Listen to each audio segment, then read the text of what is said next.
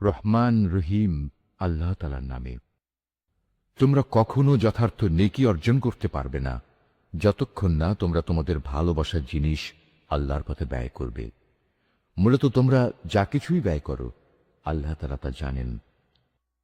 আজ তোমাদের জন্য যেসব খাবার হালাল করা হয়েছে তা একসময় বনী ইসরায়েলদের জন্য হালাল ছিল, অবশ্য এমন দু একটা জিনিস বাদে যা তাওরাত নাজিল হওয়ার আগেই ইসরায়েল তার নিজের উপর হারাম করে রেখেছিল। তুমি বলো, সন্দেহ থাকলে যাও, তোমরা গিয়ে তাওরাত নিয়ে এসো এবং তা পড়ে শোনাও, যদি তোমরা তোমাদের দাবির ব্যাপারে সত্যবাদী হও। যারা এর পরেও আল্লাহর উপর মিথ্যা আরোপ করে নিঃসন্দেহে তারা বড় জালেম।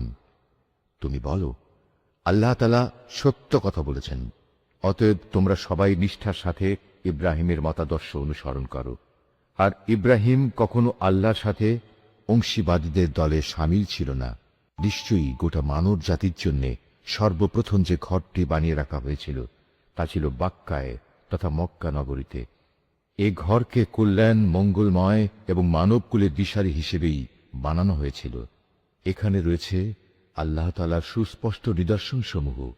আরো রয়েছে সেই স্থান যেখানে ইব্রাহিম দাঁড়িয়েছিল। এই ঘরের বিশেষ মর্যাদা হচ্ছে, যে এখানে প্রবেশ করবে সে দুনিয়া আখেরাত উভয় স্থানে নিরাপদ হয়ে যাবে।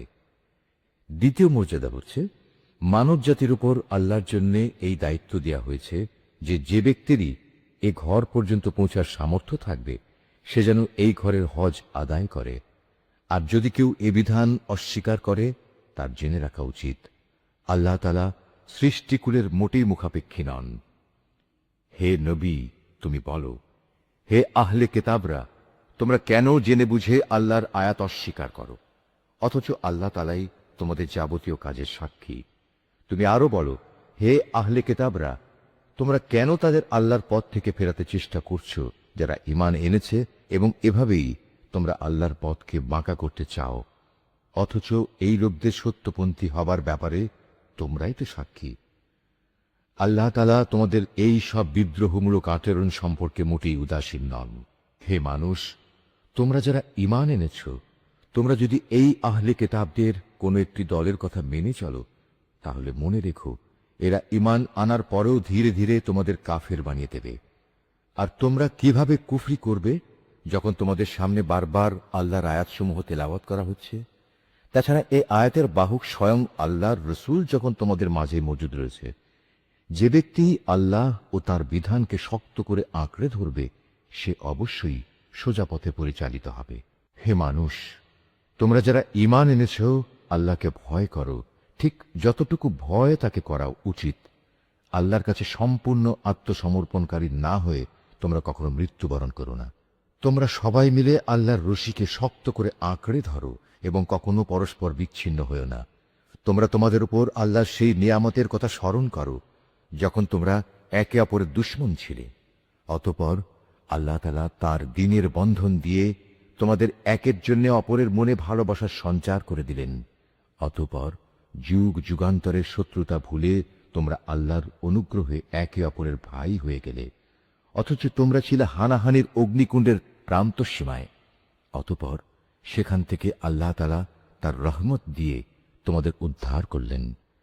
আল্লাহ তাআলা এভাবেই তার নিদর্শনসমূহ তোমাদের কাছে স্পষ্ট করে বর্ণনা করেন, যাতে করে তোমরা সঠিক পথের সন্ধান পেতে পারো।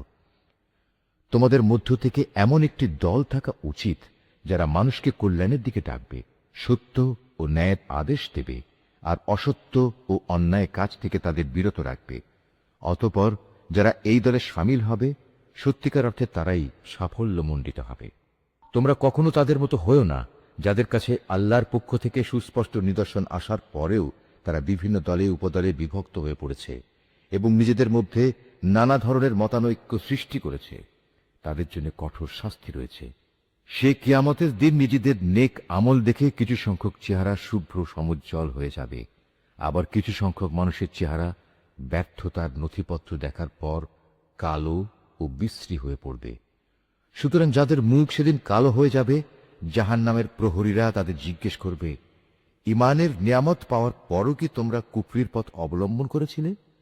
অতঃপর তোমরা নিজেদের কুফরির প্রতিফল হিসেবে এ আযাব উপভোগ করতে থাকো। আর যাদের চেহারা আলোকোজ্জ্বল হবে তারা সেদিন আল্লাহ তাআলার অফুরন্ত দয়ার আশ্রয়ে থাকবে, তারা সেখানে থাকবে চিরদিন। এর সবকিছুই হচ্ছে আল্লাহর নিদর্শন। যথাযথভাবে আমি সেগুলো তোমাকে পড়ে শোনাচ্ছি, কেননা আল্লাহ তাআলা তার আয়াতসমূহ গোপন রেখে এবং পরে সেজন্য শাস্তির বিধান করে সৃষ্টিকুলের উপর কোনো জুলুম করতে চান না। মূলত আসমানসমূহ ও জমিনে যা কিছু আছে সবই আল্লাহর জন্যে। সবকিছুকে একদিন আল্লাহর দিকে ফিরিয়ে দেয়া হবে। তোমরাই হচ্ছে দুনিয়ার সর্বোত্তম জাতি। সমগ্র মানব জাতির কল্যাণের জন্যই তোমাদের উত্থান। তোমাদের দায়িত্ব হচ্ছে তোমরা দুনিয়ার মানুষদের সৎ কাজের আদেশ দেবে এবং অসৎ কাজ থেকে বিরত রাখবে। আর তোমরা নিজেরাও আল্লাহর উপর পুরোপুরি ঈমান আনবে। আহলে কিতাবরা যদি সত্যি সত্যি ঈমান আনত তাহলে এটা তাদের জন্য কতই না ভালো হতো। তাদের মধ্যে কিছু কিছু ঈমানদার ব্যক্তিও রয়েছে, তবে তাদের অধিকাংশই হচ্ছে সত্যত্যাগী লোক। সামান্য কিছু দুঃখ কষ্ট দেয়া ছাড়া তারা তোমাদের কখনো কোনো ক্ষতি করতে পারবে না।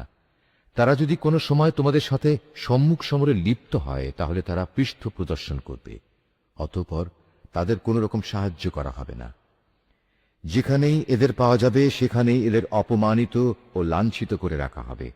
তবে আল্লাহ তাআলার নিজের প্রতিশ্রুতি ও মানুষের প্রতিশ্রুতির মাধ্যমে কিছুটা নিরাপত্তা পাওয়া গেলে সেটা ভিন্ন।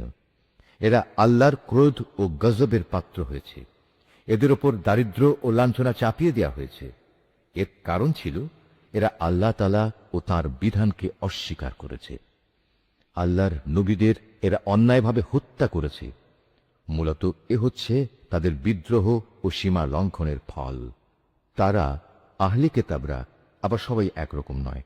তাদের মধ্যে এমন কিছু লোকও আছে যারা সত্য ও ন্যায়ের উপর অবিচল হয়ে দাঁড়িয়ে আছে, যারা সারা রাত আল্লাহর কিতাব পাঠ করে এবং নামাজ পড়ে। তারা আল্লাহ তাআলা ও শেষ বিচার দিনের উপর ঈমান রাখে এবং মানুষদের তারা ন্যায় কাজের আদেশ দেয় ও অন্যায় কাজ থেকে নিষেধ করে। সৎ কাজে এরা প্রতিযোগিতা করে। এ ধরনের মানুষেরাই হচ্ছে মূলত নেক লোকদের অন্তর্ভুক্ত। তারা যা কিছু ভালো কাজ করবে প্রতিদান দেওয়ার সময় তা কখনো অস্বীকার করা হবে না, কারণ আল্লাহ তাআলা পরেজগার লোকদের ভালো করেই জানেন। একথা সুনিশ্চিত, যারা আল্লাহ তাআলাকে অস্বীকার করে তাদের ধন সম্পদ সন্তান সন্ততি আল্লাহ তাআলার মোকাবেলায় তাদের কোনোই উপকারে আসবে না, বরং তারা হবে নিশ্চিত জাহান্নামের অধিবাসী। সেখানে অনন্তকাল তারা পড়ে থাকবে। এ ধরনের লোকেরা এ দুনিয়ার জীবনে যা খরচ করে তার উদাহরণ হচ্ছে যারা নিজেদের উপর অবিচার করেছে সেই দলের শস্যক্ষেত্রের উপর দিয়ে প্রবাহমান হিম শীতল তীব্র বাতাসের মতো, যা তাদের শস্যক্ষেত্র বরবাদ করে দিয়ে গেল। মূলত আল্লাহ তাআলা তাদের উপর কোনোই অবিচার করেননি, বরং কুফরির পন্থা অবলম্বন করে এরা নিজেরাই নিজেদের উপর জুলুম করেছে। হে ঈমানদার ব্যক্তিরা, তোমরা কখনো নিজেদের দলভুক্ত লোকজন ছাড়া অন্য কাউকে নিজেদের অন্তরঙ্গ বন্ধু হিসেবে গ্রহণ করো না, কেননা এরা তোমাদের অনিষ্ট সাধনের কোনো পথই অনুসরণ করতে দ্বিধা করবে না। তারা তো তোমাদের ক্ষতি ও ধ্বংসই কামনা করে। তাদের জঘন্য প্রতিহিংসা ও বিদ্বেষ তাদের মুখ থেকেই এখন প্রকাশ পেতে শুরু করেছে। অবশ্য তাদের অন্তরে লুকানো হিংসা ও বিদ্বেষ বাইরের অবস্থার চাইতেও মারাত্মক। আমি সব ধরনের নিদর্শনই তোমাদের সামনে খোলাখুলি বলে দিচ্ছি। তোমাদের যদি সত্যি জ্ঞান বুদ্ধি থাকে তাহলে তোমরা এ সম্পর্কে সতর্ক হতে পারবে। এরা হচ্ছে সেসব মানুষ যাদের তোমরা ভালোবাসো, কিন্তু তারা তোমাদের মোটেই ভালোবাসে না। তোমরা তো তোমাদের আগে আমার নাজেল করা সব কয়টি কিতাবের উপরও ঈমান আনো, আর তারা তো তোমাদের কিতাবকে বিশ্বাসই করে না। এ মুনাফিক লোকগুলো যখন তোমাদের সাথে সাক্ষাৎ করে তখন বলে, হ্যাঁ আমরা তোমাদের কিতাবকে মানি। আবার যখন এরা একান্তে নিজেদের লোকদের কাছে চলে যায় তখন নিজেদের ক্রোধের বশবর্তী হয়ে এরা তোমাদের সাফল্যের ওপর নিজেদের আঙুল কামড়াতে শুরু করে। তুমি তাদের বলো, যাও নিজেদের ক্রোধের আগুনে নিজেরাই পুড়ে মরো। অবশ্যই আল্লাহ তাআলা এ মুনাফিকদের মনের ভেতর লুকিয়ে থাকা যাবতীয় চক্রান্তমূলক বিষয় সম্পর্কে সম্যক অবগত আছেন। তাদের অবস্থা হচ্ছে তোমাদের কোনো কল্যাণ হলে তার কারণে তাদের খারাপ লাগে, আবার তোমাদের কোনো অকল্যাণ দেখে তারা আনন্দে ফেটে পড়ে। এ প্রতিকূল অবস্থায় যদি তোমরা ধৈর্য ধারণ করতে পারো এবং নিজেরা সাবধান হয়ে চলতে পারো তাহলে তাদের চক্রান্ত ও ষড়যন্ত্র তোমাদের কিছুই ক্ষতি করতে পারবে না। তাদের যাবতীয় কর্মকাণ্ডই আল্লাহ তাআলা পরিবেষ্টন করে আছেন। হে নবী, স্মরণ করো যখন তুমি খুব ভোরবেলায় তোমার আপনজনের কাছ থেকে বিদায় নিয়ে মোমেনদের যুদ্ধের ঘাঁটিসমূহে মোতায়েন করছিলে।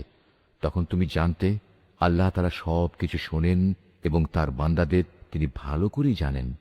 বিশেষ করে সেই নাজুক পরিস্থিতিতে যখন তোমাদের দুটো দল মনোবল হারিয়ে ফেলার উপক্রম করে ফেলেছিল, তখন আল্লাহ তাআলাই তাদের উভয় দলের সেই ভগ্ন মনোবল জোড়া লাগাবার কাজে অভিভাবক হিসেবে মজুদ ছিলেন। আর আল্লাহর উপর যারা ঈমান আনে তাদের তো সর্বাবস্থায় তার উপরই ভরসা করা উচিত। এই ভরসা করার কারণেই বদরের যুদ্ধে আল্লাহ তাআলা তোমাদের বিজয় ও সাহায্য দান করেছিলেন। অথচ তোমরা জানো তোমরা কত দুর্বল ছিলে। অতএব আল্লাহকে ভয় করো। আশা করা যায় তোমরা আল্লাহর কৃতজ্ঞতা আদায় করতে সক্ষম হবে। সে মুহূর্তের কথাও স্মরণ করো যখন তুমি মুমিনদের বলেছিলে, যুদ্ধে বিজয় লাভ করার জন্য তোমাদের মালিক যদি আসমান থেকে 3000 ফেরেশতা পাঠিয়ে তোমাদের সাহায্য করেন, তাহলে তোমাদের বিজয়ের জন্য তাকে যথেষ্ট হবে না? অবশ্যই তোমরা যদি ধৈর্য ধারণ করো এবং শয়তানের চক্রান্ত থেকে বেঁচে থাকতে পারো। এ অবস্থায় তারা শত্রু বাহিনী যদি তোমাদের উপর দ্রুত গতিতে আক্রমণ করে বসে, তাহলে তোমাদের মালিক প্রয়োজনে 5000 চিহ্নিত ফেরেশতা দিয়েও তোমাদের সাহায্য করবেন। আসলে এ সংখ্যাটা বলে আল্লাহ তাআলা তোমাদের জন্য একটি সুসংবাদ দিয়েছেন। নতুবা বিজয়ের জন্য তো তিনি একাই যথেষ্ট। আল্লাহ তাআলা চেয়েছেন যেন এর ফলে তোমাদের মন কিছুটা প্রশান্ত ও আশ্বস্ত হতে পারে। আর সাহায্য ও বিজয়, তা তো পরাক্রান্ত প্রজ্ঞাময় আল্লাহ তাআলার পক্ষ থেকেই আসে। তিনিই সর্বজ্ঞ। আল্লাহ তাআলা এর দ্বারা কাফিরদের একদলকে নিশ্চিহ্ন করে দিতে চান, অথবা তাদের একাংশকে তিনি এর মাধ্যমে লাঞ্ছিত করে দিতে চান, যেন তারা ব্যর্থ হয়ে যুদ্ধের ময়দান থেকে ফিরে যায়। হে নবী, এ ব্যাপারে তোমার কিছুই করার নেই। আল্লাহ তাআলা চাইলে তাদের উপর দয়া পরবশ হবেন, কিংবা চাইলে তাদের কঠোর শাস্তি দেবেন, কেননা এরা ছিল স্পষ্টত জালেম। আসমান সমূহ ও জমিনে যা কিছু আছে তার সব হচ্ছে আল্লাহ তাআলা। তিনি যাকে ইচ্ছা ক্ষমা করে দেবেন, যাকে ইচ্ছা শাস্তি দেবেন। আল্লাহ তাআলা অত্যন্ত ক্ষমাশীল ও পরম দয়ালু। হে মানুষ, তোমরা যারা ইসলামকে একটি পূর্ণাঙ্গ বিধান হিসেবে বিশ্বাস করেছ, চক্রবৃদ্ধি হারে সুদ খেও না এবং তোমরা আল্লাহ তাআলাকে ভয় করো। আশা করা যায় তোমরা কল্যাণ লাভ করতে পারবে। জাহান্নামের আগুনকে তোমরা ভয় করো, যা তৈরি করে রাখা হয়েছে তাদের জন্য যারা একে অস্বীকার করেছে। তোমরা আল্লাহ তাআলা ও তার রসূলের কথা মেনে চলো। আশা করা যায় তোমাদের উপর দয়া করা হবে। তোমরা তোমাদের মালিকের পক্ষ থেকে ক্ষমা পাওয়ার কাজে প্রতিযোগিতা করো, আর সেই জান্নাতের জন্যও প্রতিযোগিতা করো যার প্রশস্ততা আকাশ ও পৃথিবী সমান। আর এই বিশাল জান্নাত প্রস্তুত করে রাখা হয়েছে সেসব ভাগ্যবান লোকদের জন্য যারা আল্লাহকে ভয় করে, সচ্ছল হোক কিংবা অসচ্ছল, সর্বাবস্থায় যারা আল্লাহর পথে নিজেদের ধন সম্পদ ব্যয় করে, যারা নিজেদের ক্রোধ সংবরণ করে এবং মানুষের অপরাধসমূহ যারা ক্ষমা করে দেয়। আসলে ভালো মানুষদের আল্লাহ তাআলা হামেশাই ভালোবাসেন। ভালো মানুষ হচ্ছে তারা যারা কখনো কোনো অশ্লীল কাজ করে ফেললে কিংবা এর দ্বারা নিজেদের উপর নিজেরা জুলুম করে বসলে সাথে সাথেই আল্লাহকে স্মরণ করে এবং গুনাহের জন্য আল্লাহ ক্ষমা প্রার্থনা করে। কেননা আল্লাহ তাআলা ছাড়া আর কে আছে যে তাদের গুনাহ মাফ করে দিতে পারে? তদুপরি এরা জেনে বুঝে নিজেদের গুনার উপর অটল হয়েও বসে থাকে না। এই সে বৈশিষ্ট্যমণ্ডিত মানুষগুলো, মালিকের পক্ষ থেকে তাদের প্রতিদান হবে আল্লাহ তাআলা তাদের ক্ষমা করে দেবেন, আর তাদের এমন এক জান্নাত দেবেন যার তলদেশ দিয়ে ঝর্ণাধারা বইতে থাকবে। এই জান্নাতে নেককার লোকেরা অনন্তকাল ধরে অবস্থান করবে। সৎ কর্মশীল ব্যক্তিদের জন্য আল্লাহর পক্ষ থেকে কত সুন্দর প্রতিদানের ব্যবস্থা রাখা হয়েছে। তোমাদের আগেও বহু জাতির বহু উদাহরণ ছিল যা এখন অতীত হয়ে গেছে। সুতরাং এদের পরিণতি দেখার জন্য তোমরা পৃথিবীতে ঘুরে বেড়াও এবং দেখো আল্লাহ তাআলা ও তাঁর বিধান মিথ্যা প্রতিপন্নকারীদের পরিণতি কি হয়েছিল। বস্তুত এটি হচ্ছে মানব জাতির জন্য একটি সুস্পষ্ট ব্যাখ্যা, এবং আল্লাহ তাআলাকে যারা ভয় করে এটি তাদের জন্যও একটি সুস্পষ্ট পথ নির্দেশ ও সদুপদেশ বই কিছুই নয়। তোমরা হতোদ্যম হয়েও না, চিন্তিত হয়েও না। তোমরা যদি সত্যিকার অর্থে ঈমানদার হও তাহলে তোমরাই বিজয়ী হবে। তোমাদের উপর যদি কোনো সাময়িক আঘাত আসে এতে মনক্ষুণ্ণ হবার কি আছে? এ ধরনের আঘাত তো তাদের উপরও এসেছে। আর এভাবেই আমি মানুষের মাঝে তাদের উত্থান পতনের দিনগুলো পালাক্রমে অদল বদল করাতে থাকি, যাতে করে আল্লাহ তাআলা এ কথাটা জেনে নিতে পারেন যে কে সত্যিকার অর্থে আল্লাহর উপর ঈমান রাখে, এবং এর মাধ্যমে তোমাদের মাঝখান থেকে কিছু শহীদও আল্লাহ তাআলা তুলে নিতে চান। মূলত আল্লাহ তাআলা কখনো জালেমদের পছন্দ করেন না। এর মাধ্যমে তিনি মূলত ঈমানদার বান্দাদের পরিশুদ্ধ করে কাফেরদের নাস্তানাবুদ করে দিতে চান। তোমরা কি মনে করো তোমরা এমনি এমনি বেহেশতে প্রবেশ করে যাবে, অথচ আল্লাহ তাআলা পরীক্ষার মাধ্যমে এ কথা জেনে নেবেন না যে কে তার পথে জিহাদ করতে প্রস্তুত হয়েছে এবং কে এ বিপদে কঠোর ধৈর্য ধারণ করতে পেরেছে? তোমরা মৃত্যুর মুখোমুখি হওয়ার আগে থেকেই তা কামনা করছিলে, আর এখন তো দেখতে পাচ্ছ তোমরা নিজেদের চর্ম চোখে। মুহাম্মদ একজন রসূল ছাড়া অতিরিক্ত কিছুই নয়। তার আগেও বহু রসূল গত হয়ে গেছে, তারা সবাই মৃত্যু মুখে পতিত হয়েছে। তাই সে যদি আজ মরে যায় অথবা তাকে যদি কেউ মেরে ফেলে, তাহলে তোমরা কি তার আনিত হেদায়েত থেকে মুখ ফিরিয়ে নেবে? আর যে ব্যক্তি এ থেকে মুখ ফিরিয়ে নেয় সে কখনো আল্লাহর দ্বীনের কোন রকম ক্ষতি সাধন করতে পারবে না। আল্লাহ তাআলা অচিরেই কৃতজ্ঞ বান্দাদের প্রতিফল দান করবেন। কোন প্রাণী আল্লাহর সিদ্ধান্ত ও অনুমতি ছাড়া মরবে না। আল্লাহ তাআলার কাছে প্রত্যেকটি প্রাণীরই মৃত্যুর দিনক্ষণ সুনির্দিষ্ট হয়ে আছে। এর পরেও যে ব্যক্তি পার্থিব পুরস্কারের প্রত্যাশা করে, আমি তাকে এ দুনিয়াতেই তার কিছু অংশ দান করব। আর যে ব্যক্তি আখিরাতের পুরস্কারের ইচ্ছা পোষণ করবে, আমি তাকে সে চিরন্তন পাওনা থেকেই এর প্রতিফলন দান করব, এবং অচিরেই আমি আমার প্রতি কৃতজ্ঞদের যথার্থ প্রতিফল দান করব। আল্লাহর আরো অনেক নবী এখানে এসেছিল, যুদ্ধ করেছে আল্লাহর পথে। তার সাথে আরো যুদ্ধ করেছে অনেক সাধক ও জ্ঞানবান ব্যক্তি।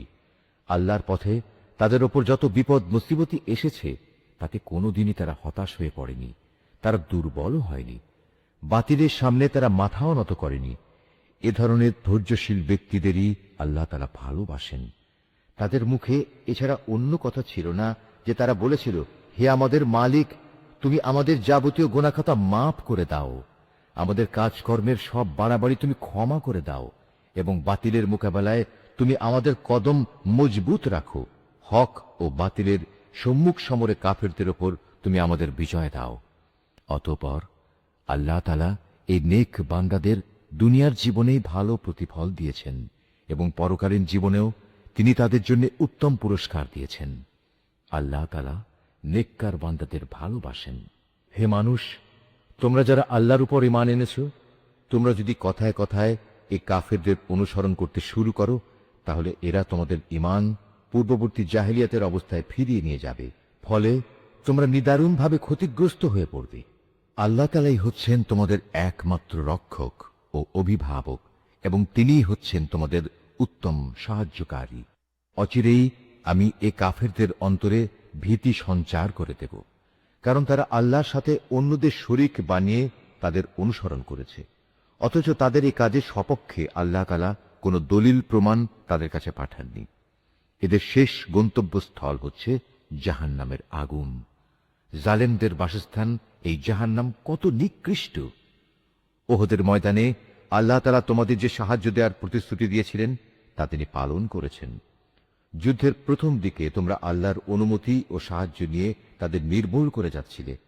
পরে যখন তোমরা সাহস ও মনোবল হারিয়ে ফেললে এবং আল্লাহর রসুলের বিশেষ একটি আদেশ পালনের ব্যাপারে মতপার্থক্য শুরু করে দিলে, এমনকি আল্লাহর রসুল যখন তোমাদের ভালোবাসার সেই জিনিস তথা আসন্ন বিজয় দেখিয়ে দিলেন, তারপরেও তোমরা তার কথা অমান্য করে তার বলে দেয়া স্থান ছেড়ে চলে গেলে। তোমাদের কিছু লোক ঠিক তখন বৈষয়িক ফায়দা হাসিলে ব্যস্ত হয়ে পড়ল। তখনও তোমাদের কিছু লোক পরকালের কল্যাণে চাইতে থাকল।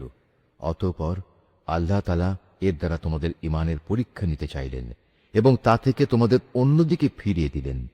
অতঃপর আল্লাহ তাআলা তোমাদের মাফ করে দিলেন। আল্লাহ তাআলা হামেশাই ঈমানদারদের উপর দয়াবান।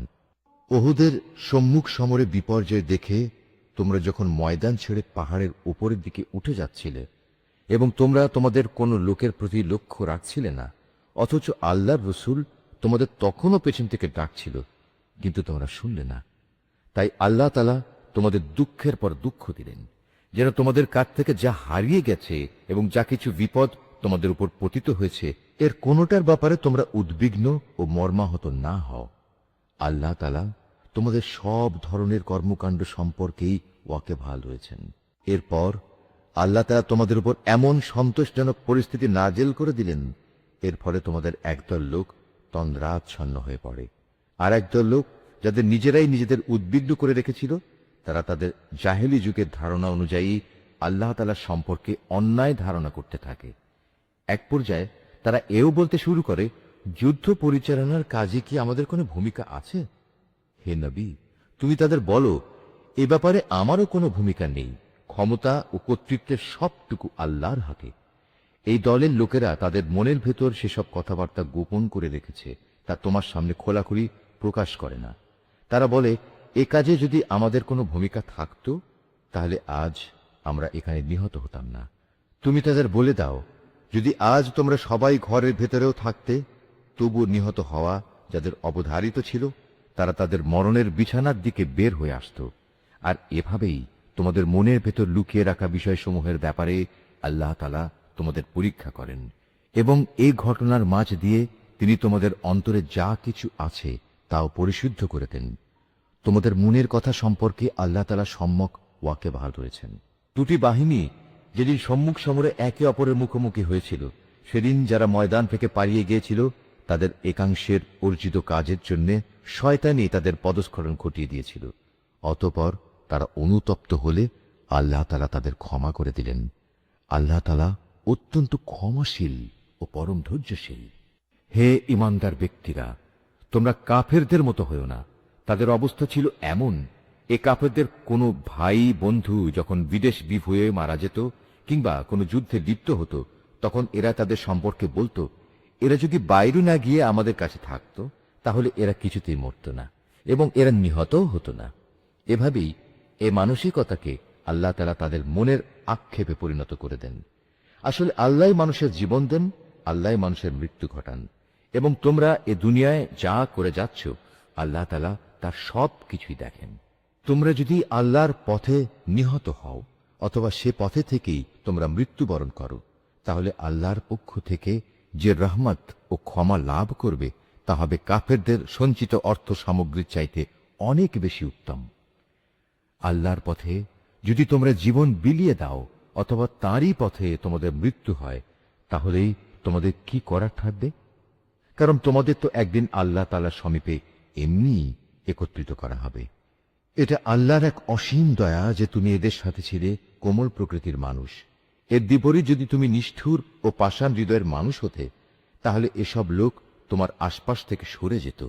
অতএব তুমি এদের অপরাধসমূহ মাফ করে দাও, এদের জন্য আল্লাহর কাছে ক্ষমা প্রার্থনা করো এবং কাজ কর্মের ব্যাপারে এদের সাথে পরামর্শ করো। অতঃপর সে পরামর্শের ভিত্তিতে সংকল্প একবার যখন নিয়ে নেবে, তখন তার সফলতার জন্য আল্লাহর উপর ভরসা করো। আল্লাহ তাআলা তার উপর নির্ভরশীল মানুষদের ভালোবাসেন। যদি আল্লাহ তাআলা তোমাদের সাহায্য করেন, তাহলে কোনো শক্তি তোমাদের পরাজিত করতে পারবে না। আর তিনি যদি তোমাদের পরিত্যাগ করেন, তাহলে এখানে এমন কোন শক্তি আছে যে অতঃপর তোমাদের কোন রকম সাহায্য করতে পারে? কাজেই আল্লাহর উপর যারা ঈমান আনে, তাদের আল্লাহর উপরই ভরসা করা উচিত। কোন নবীর পক্ষে কোন বস্তুর খেয়ানত করা সম্ভবই নয়। হ্যাঁ, মানুষের মধ্যে কেউ যদি কিছু খেয়ানত করে, তাহলে কিয়ামতের দিন সে ব্যক্তিকে তার খেয়ানতের সে বস্তু সহ আল্লাহর দরবারে হাজির হতে হবে। অতঃপর প্রত্যেককেই তার অর্জিত ভালো মন্দের পাওনা সঠিকভাবে আদায় করে দেয়া হবে। সেদিন তাদের কারো ওপর অবিচার করা হবে না।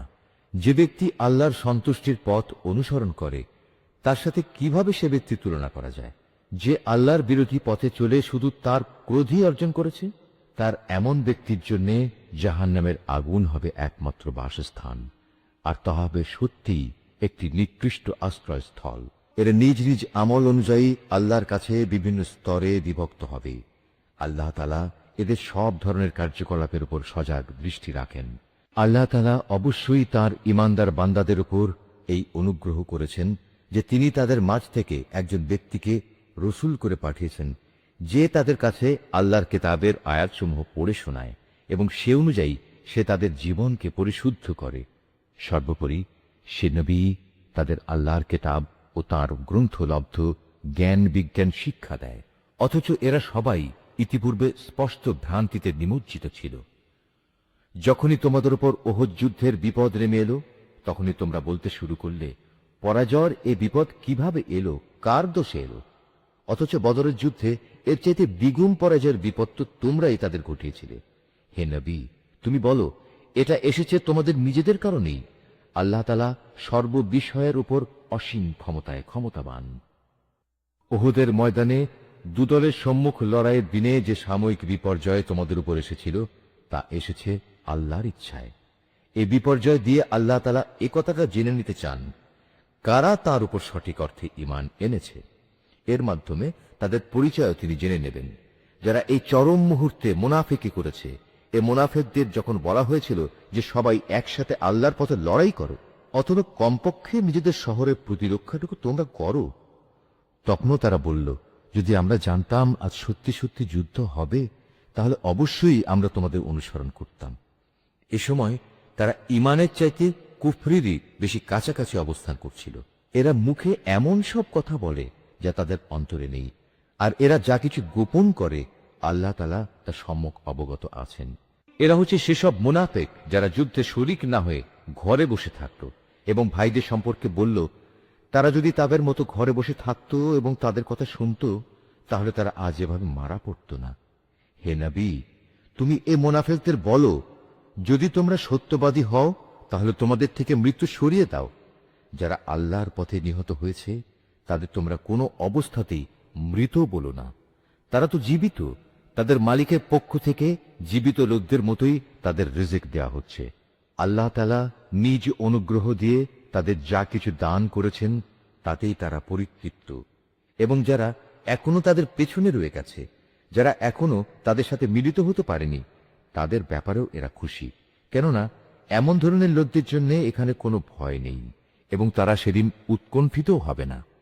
এ ভাগ্যবান মানুষরা আল্লাহর পক্ষ থেকে অপরন্ত নিয়ামত ও অনুগ্রহে উৎফুল্ল আনন্দিত হয়, কারণ আল্লাহ তাআলা ঈমানদার বান্দাদের পাওনা কখনো বিনষ্ট করেন না।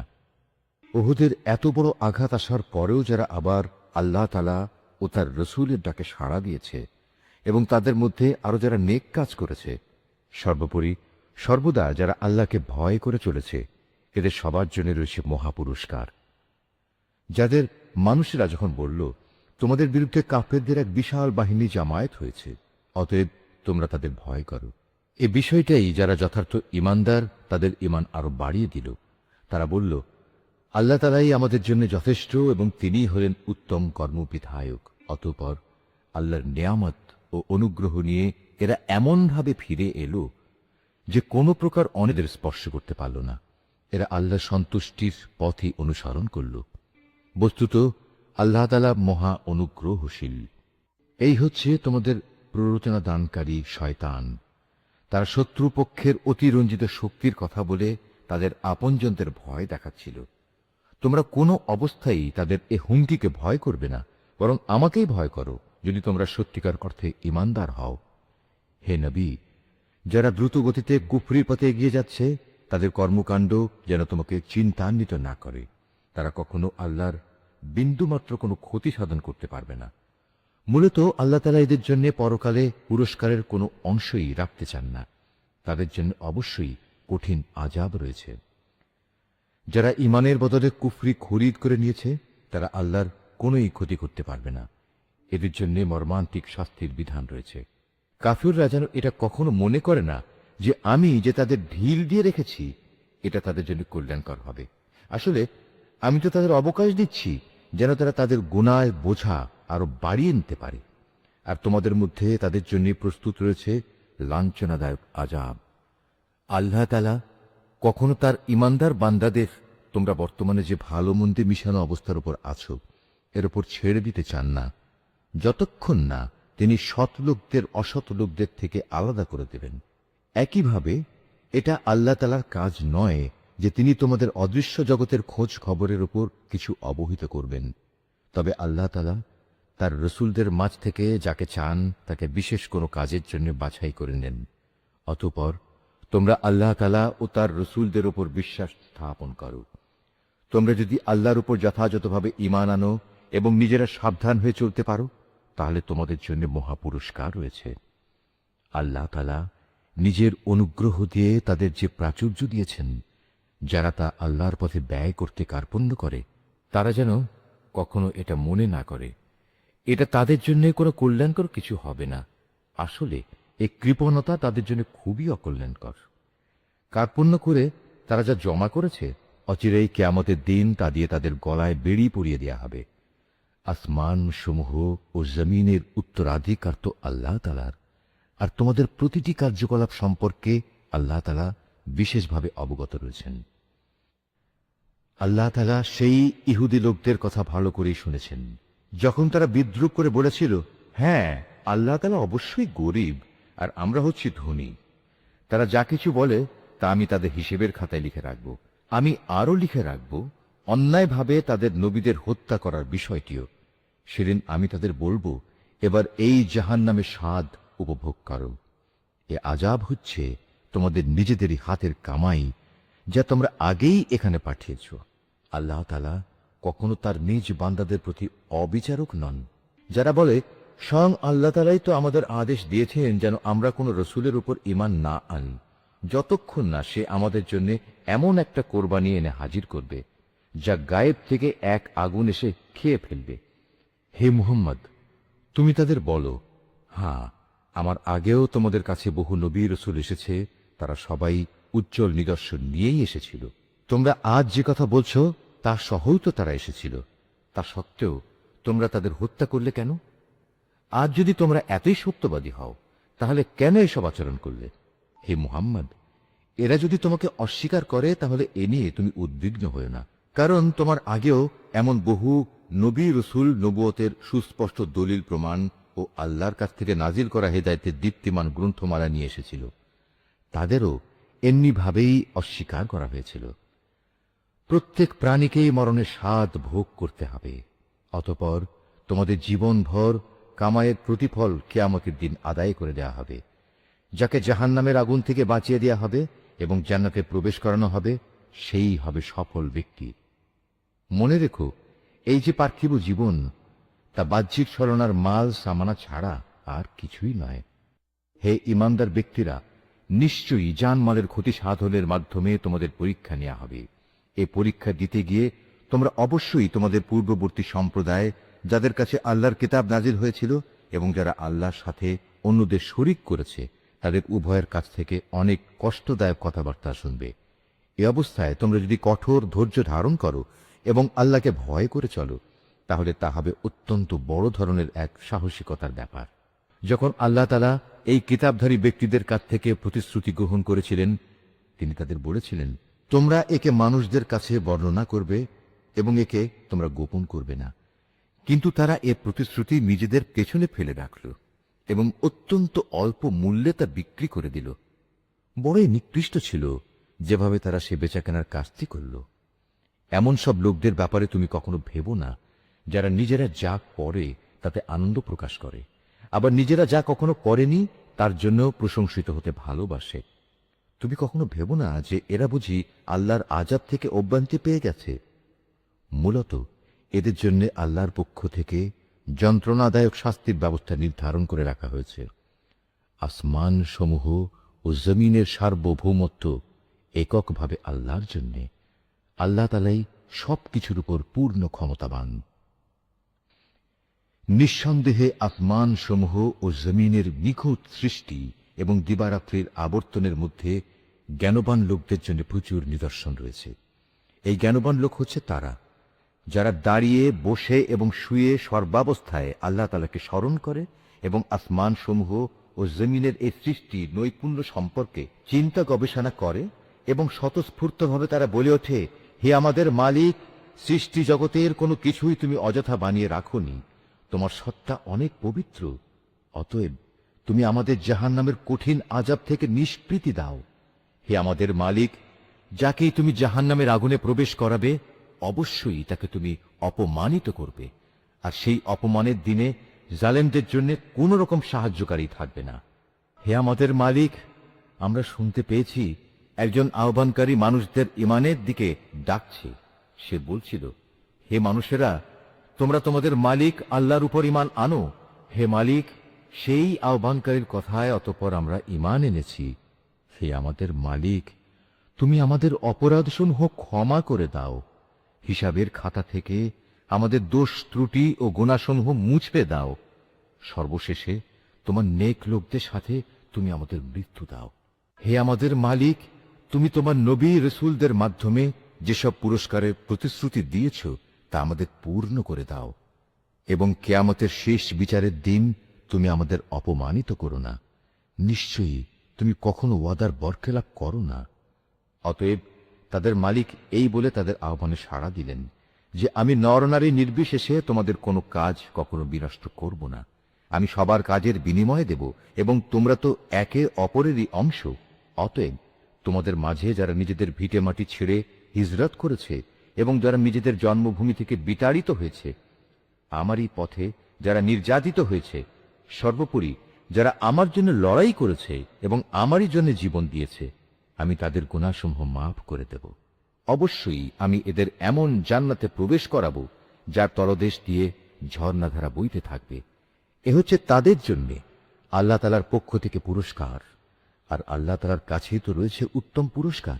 হে মুহাম্মদ, জনপদ সমূহে যারা আল্লাহ তাআলাকে অস্বীকার করেছে তাদের দাম্ভিক পদচারণা যেন কোনোভাবেই তোমাকে বিভ্রান্ত করতে না পারে, কেননা এসব কিছু হচ্ছে সামান্য কয়দিনের সামগ্রী মাত্র।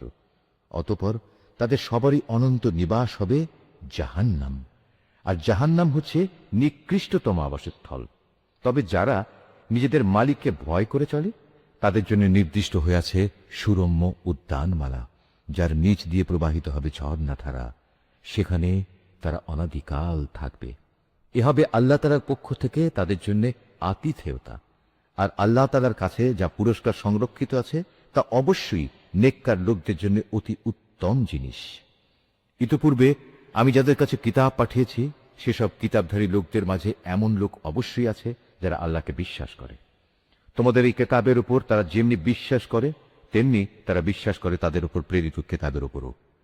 এরা আল্লাহর জন্য ভীত, সন্ত্রস্ত ও বিনয়ী বান্দা। এরা আল্লাহর আয়াতকে স্বার্থের বিনিময়ে সামান্য মূল্যে বিক্রি করে না। এরাই হচ্ছে সেসব ব্যক্তি যাদের জন্য তাদের মালিকের কাছ থেকে অগাধ পুরস্কার রয়েছে। নিঃসন্দেহে আল্লাহ তাআলা হচ্ছেন দ্রুত হিসাব সম্পন্নকারী। হে মোমেনরা, তোমরা ধৈর্য ধারণ করো, এ কাজে একে অপরের সাথে প্রতিযোগিতা করো, শত্রুর মোকাবেলায় সদা সুদৃঢ় থেকো, একমাত্র আল্লাহকে ভয় করো। এভাবেই আশা করা যায় তোমরা সফল কাম হতে পারবে। সূরা আন-নিসা। রহমান রহিম আল্লাহ তাআলার নামে। তোমরা তোমাদের মালিককে ভয় করো, যিনি তোমাদের একটিমাত্র ব্যক্তি সত্তা থেকে সৃষ্টি করেছেন। অতঃপর তিনি তা থেকে তার জুড়ি পয়দা করেছেন। এরপর তিনি তাদের এই আদি জুড়ি থেকে বহু সংখ্যক নরনারী দুনিয়ায় চারিদিকে ছড়িয়ে দিয়েছেন। হে মানুষ, তোমরা ভয় করো আল্লাহ তাআলাকে, যার পবিত্র নামে তোমরা একে অপরের কাছে অধিকার ও পাওনা দাবি করো, এবং সৃষ্টিতত্ত্বের উৎস গর্ভধারিণী মাকে সম্মান করো। অবশ্যই আল্লাহ তাআলা তোমাদের উপর তীক্ষ্ণ দৃষ্টি রেখে চলেছেন। এতিমদের ধন সম্পদ তাদের কাছে দিয়ে দাও। তাদের ভালো জিনিসের সাথে নিজেদের খারাপ জিনিসের বদল করো না। তাদের সম্পদ সমূহ কখনো নিজেদের মালের সাথে মিলিয়ে হজম করে নিও না। এটা আসলেই একটা জঘন্য পাপ। আর যদি তোমাদের এই আশঙ্কা থাকে যে তোমরা এতিম মহিলাদের মাঝে ন্যায় বিচার করতে পারবে না, তাহলে সাধারণ নারীদের মাঝ থেকে তোমাদের যাদের ভালো লাগে তাদের 2 জন, 3 জন কিংবা 4 জনকে বিয়ে করে নাও।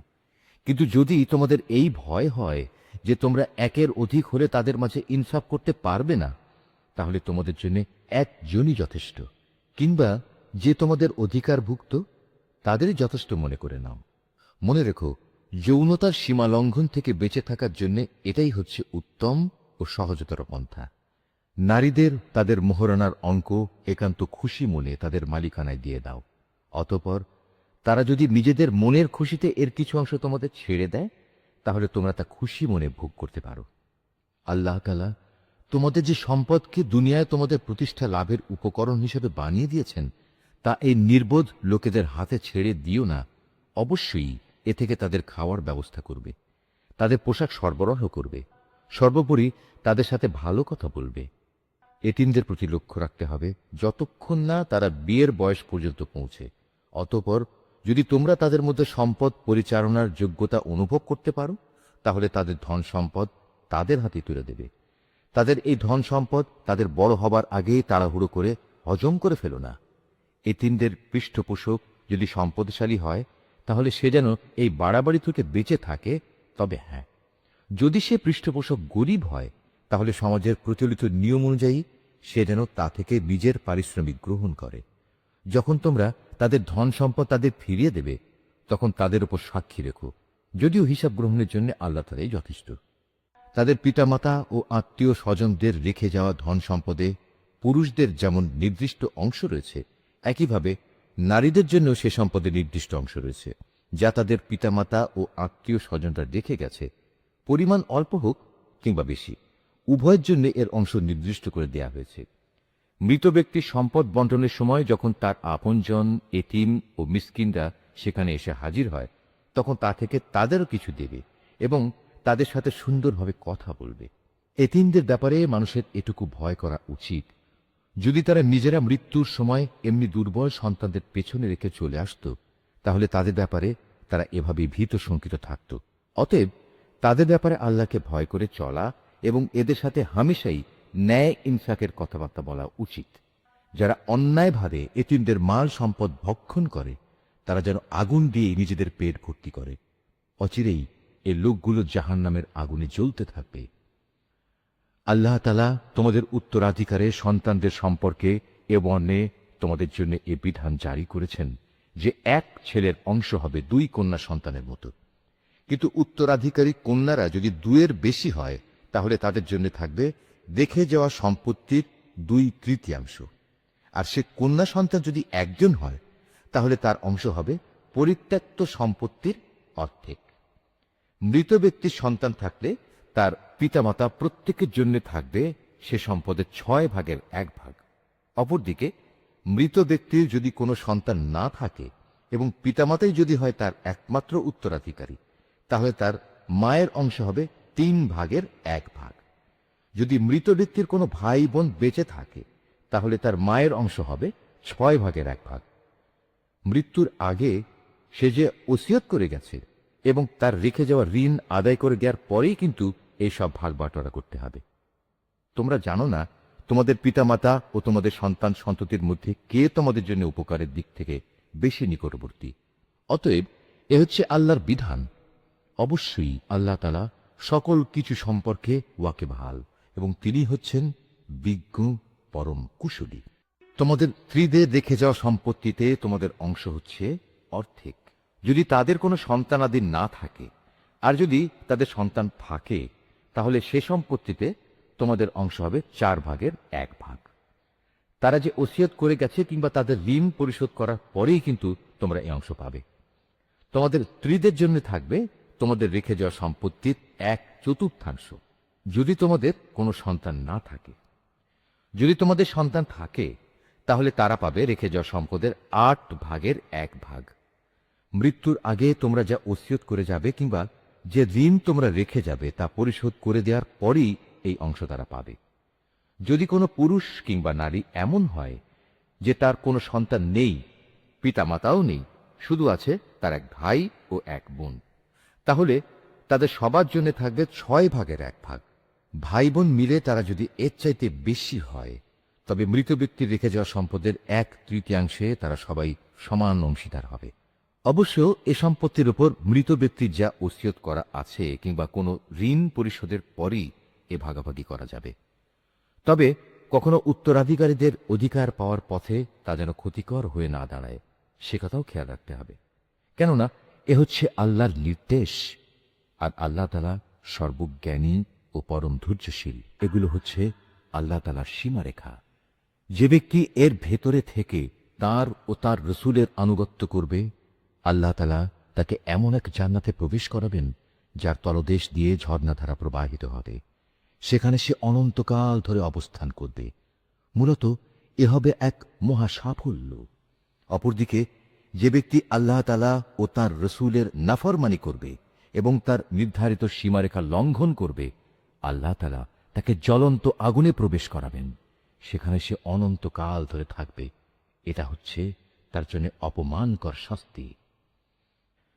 তোমাদের নারীদের মধ্যে যারা ব্যভিচারের দুষ্কর্ম নিয়ে আসবে, তাদের বিচারের উপর তোমরা নিজেদের মধ্যে থেকে 4 জন সাক্ষী জোগাড় করবে। অতঃপর সে 4 জন লোক যদি ইতিবাচক সাক্ষ্য প্রদান করে, তাহলে সে নারীদের তোমরা ঘরের ভেতর অবরুদ্ধ করে রাখবে, যতদিন না মৃত্যু এসে তাদের সমাপ্তি ঘটিয়ে দেয়, অথবা আল্লাহ তাআলা তাদের জন্য অন্য কোনো ব্যবস্থা না করেন। আর তোমাদের মধ্যে যে 2 জন নরনারী এ ব্যভিচারের কাজ করবে, তাদের 2 জনকেই তোমরা শাস্তি দেবে। হ্যাঁ, তারা যদি তওবা করে এবং নিজেদের সংশোধন করে নেয়, তাহলে তাদের শাস্তি দেয়া থেকে তোমরা সরে দাঁড়াও। অবশ্যই আল্লাহ তাআলা তওবা কবুলকারী এবং পরম দয়ালু। আল্লাহ তাআলার উপর শুধু তাদের তওবাই কবুলযোগ্য হবে যারা ভুলবশত গুনাহের কাজ করে, অতঃপর জানা মাত্রই তারা দ্রুত তা থেকে ফিরে আসে। মূলত এরাই হচ্ছে সেসব লোক যাদের উপর আল্লাহ তাআলা দয়া পরবশ হন, আর আল্লাহ তাআলাই হচ্ছেন সর্ববিষয়ে জ্ঞানী, কুশলী। আর তাদের জন্য তওবা করার কোনো অবকাশ নেই যারা আজীবন শুধু গুনাহের কাজই করে। এভাবেই গুনাহের কাজ করতে করতে একদিন তাদের কারো দুয়ারে যখন মৃত্যু এসে হাজির হয়, তখন সে বলে, হে আল্লাহ, আমি এখন তওবা করলাম। আসলে তাদের জন্য কোনো তওবা নয় যারা কাফের অবস্থায় ইহুলিলা সাঙ্গ করল। এরা হচ্ছে সেসব লোক যাদের জন্য আমি কঠিন যন্ত্রণাদায়ক আযাবের ব্যবস্থা করে রেখেছি। হে মানুষ, তোমরা যারা ঈমান এনেছ, তোমাদের জন্য কখনো জোর করে বিধবা নারীদের উত্তরাধিকারের পণ্য বানানো বৈধ নয়। বিয়ের সময় মোহর হিসেবে যা তোমরা তাদের দিয়েছ, তার কোনো অংশ তাদের কাছ থেকে নিয়ে নেয়ার জন্য তোমরা তাদের অযথা আটক করে রেখো না, যতক্ষণ পর্যন্ত তারা প্রকাশ্য কোনো ব্যভিচারের কাজে লিপ্ত না হয়। তাদের সাথে সৎভাবে জীবন যাপন করো। এমনকি তোমরা যদি তাদের পছন্দ নাও করো, এমনও তো হতে পারে যা কিছু তোমরা পছন্দ করো না, তার মধ্যেই আল্লাহ তাআলা তোমাদের জন্য অপুরন্ত কল্যাণ নিহিত রেখে দিয়েছেন। আর যদি তোমরা এক স্ত্রীকে আরেকজন স্ত্রী দ্বারা বদল করার সংকল্প করেই নাও, তাহলে মোহর হিসেবে বিপুল পরিমাণ সোনাদানা দিলেও তার কোনো অংশ তোমরা তার কাছ থেকে ফেরত নিও না। তোমরা কি তাদের উপর মিথ্যা অপবাদ দিয়ে ও সুস্পষ্ট পাপাচার করে তা ফেরত নিতে চাচ্ছ? তোমরা মোহরানার সে অংশটুকু ফেরত নেবেই বা কি করে? অথচ বিভিন্নভাবে তোমরা তো একে অপরের স্বাদ গ্রহণ করেছ। তাছাড়া এর মাধ্যমে তারা তোমাদের কাছ থেকে বিয়ে বন্ধনের পাকাপাকি একটা প্রতিশ্রুতিও আদায় করে নিয়েছিল, যা তোমরা ভেঙে দিয়েছ। নারীদের মধ্যে থেকে যাদের তোমাদের পিতা পিতামহরা বিয়ে করেছে, তাদের তোমরা কখনো বিয়ে করো না। হ্যাঁ, এ নির্দেশ আসার আগে যা হয়ে গেছে তা তো হয়েই গেছে। এটি আসলেই ছিল এক অশ্লীল নির্লজ্জ কাজ এবং খুবই ঘৃণ্য ও নিকৃষ্ট আচরণ। বিয়ের জন্য তোমাদের উপর হারাম করে দেয়া হচ্ছে তোমাদের মা, তোমাদের মেয়ে, তোমাদের বোন, তোমাদের ফুপু, তোমাদের খালা, ভাইদের মেয়ে, বোনদের মেয়ে। আরো হারাম করা হয়েছে সেসব মা যারা তোমাদের বুকের দুধ খাইয়েছে, তোমাদের দুধ খাওয়ার সাথী বোন, তোমাদের স্ত্রীদের মা, তোমাদের স্ত্রীদের মাঝে যাদের সাথে তোমরা সহবাস করেছ, তাদের আগের স্বামীর ঔরসজাত মেয়েরা যারা তোমাদের অভিভাবকত্বে রয়েছে। অবশ্য যদি তাদের সাথে তোমাদের শুধু বিয়ে হয়ে থাকে, কিন্তু তোমরা কখনো তাদের সাথে সহবাস করনি, তাহলে তাদের আগের স্বামীর মেয়েদের বিয়ে করায় তোমাদের জন্য কোনো দোষ নেই। তোমাদের জন্য তোমাদের নিজেদের ঔরসজাত ছেলেদের স্ত্রীদের হারাম করা হয়েছে। উপরন্তু বিয়ের জন্য তোমাদের উপর 2 বোনকে একত্র করাও হারাম করা হয়েছে। তবে যা কিছু এর আগে সংগঠিত হয়ে গেছে তা তো হয়েই গেছে।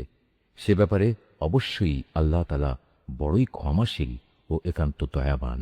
নিশ্চয়ই আল্লাহ যা বলেছেন সত্য বলেছেন।